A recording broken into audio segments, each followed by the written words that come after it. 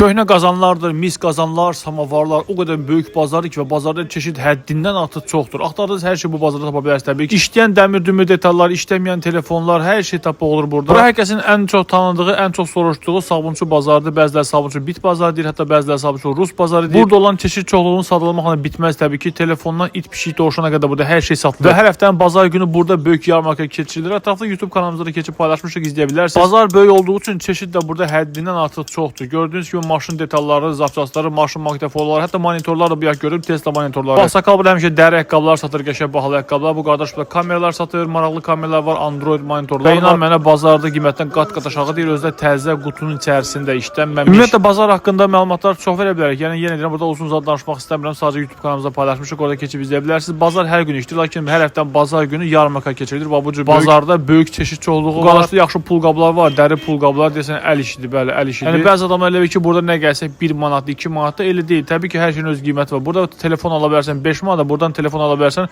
500 manata. Hər şeyin öz qiyməti var təbii ki. Samavarlar keçən dəfə paylaşmışdı. Samavar var burada 50 manata, samavar var burada 500 manata. Dəri pulqabıdır, çox möhtəşəm pulqabıdır. Əl işidir gördüyünüz kimi. Bunu bəyəndim həqiqətən də.